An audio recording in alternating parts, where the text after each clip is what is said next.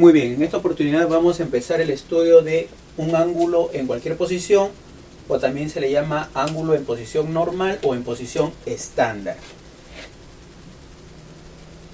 Ángulo en posición normal o estándar, o ángulo en cualquier posición también le decimos. Muy bien, tenemos aquí un círculo.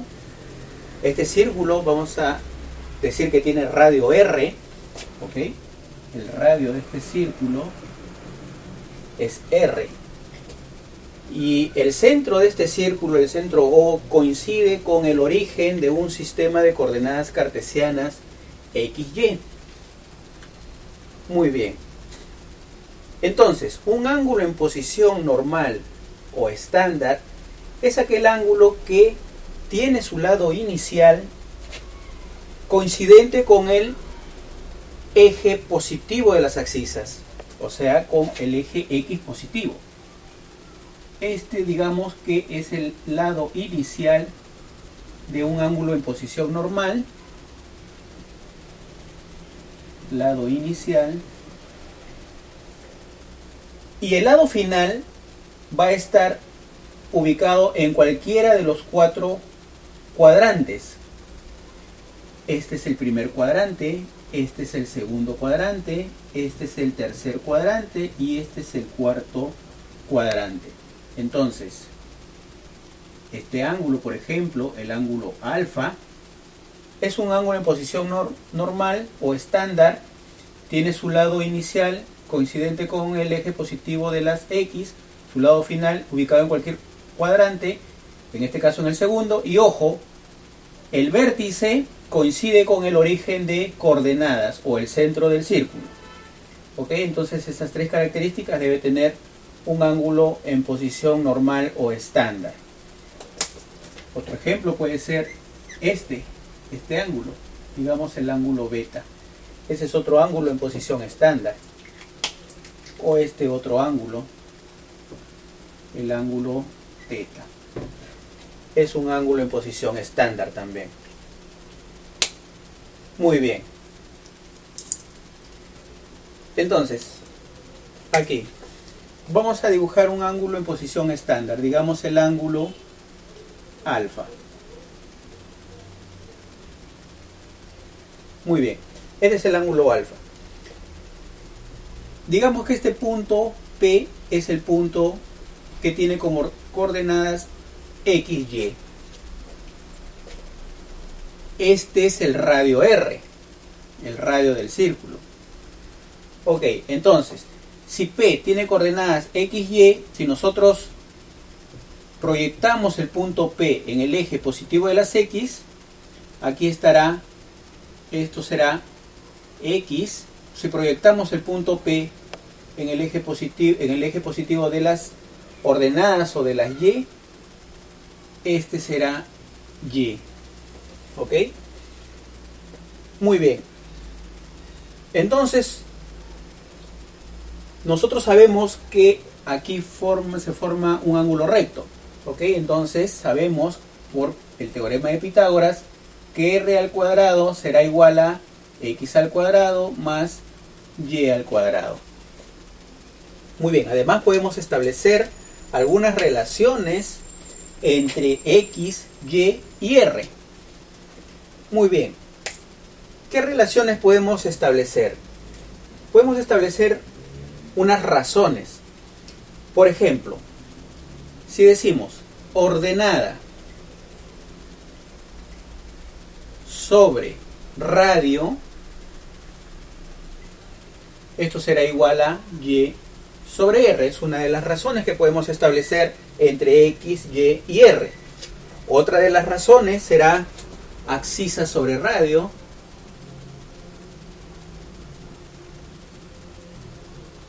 O sea, X sobre R. Otra de las razones puede ser ordenada sobre abscisa, Y sobre X. Otra de las razones que podemos establecer serían abscisa sobre ordenada, o sea X sobre Y. También podemos establecer radio sobre abscisa,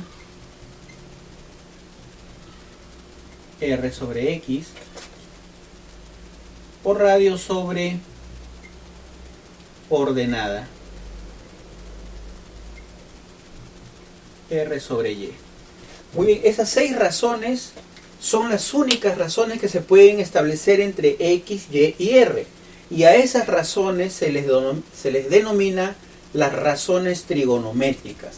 Entonces, la ordenada sobre el radio será igual al seno de alfa, teniendo en cuenta que alfa es un ángulo en posición normal. ¿Ok? Entonces, se definió el seno de alfa como la ordenada sobre el radio. Abscisa sobre radio será el coseno de alfa. Ordenada sobre abscisa, la tangente de alfa. Abscisa sobre ordenada, la cotangente de alfa. Radio sobre abscisa, secante de alfa. Y radio sobre ordenada, la cosecante de alfa. Muy bien, entonces se les dieron nombre a esas 6 razones, y esas 6 razones que se formaron al relacionar R, Y y X,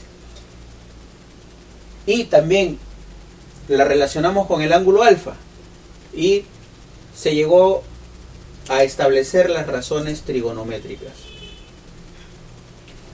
Muy bien, entonces fíjense, hemos dicho que este es el primer cuadrante, este es el segundo cuadrante, este es el tercer cuadrante y este es el cuarto cuadrante. Muy bien, en el primer cuadrante, tanto el valor de X como el valor de Y son positivos. R, que es el radio, siempre es positivo. Entonces, cualquiera de estas razones, todas van a ser positivas. Entonces se dice que en el primer cuadrante todas las razones trigonométricas son positivas. Todas las razones trigonométricas son positivas. ¿Qué pasará en el segundo cuadrante? A ver, en el segundo cuadrante, fíjense, X estará en el lado negativo de las abscisas.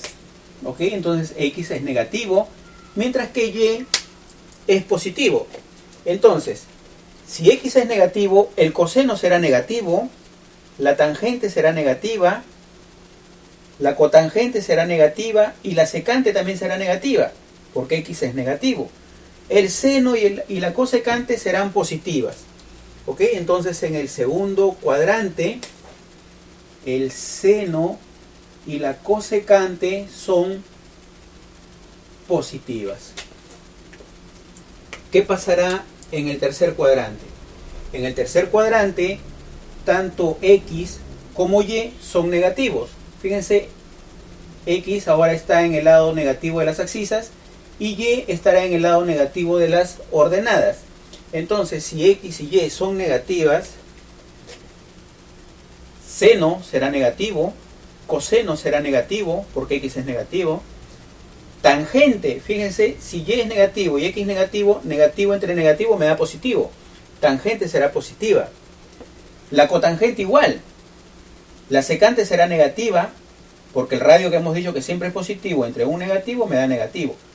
Y aquí la cosecante también será negativa. Es decir, la tangente y la cotangente serán positivas. Entonces, en el tercer cuadrante, la tangente y la cotangente son positivas.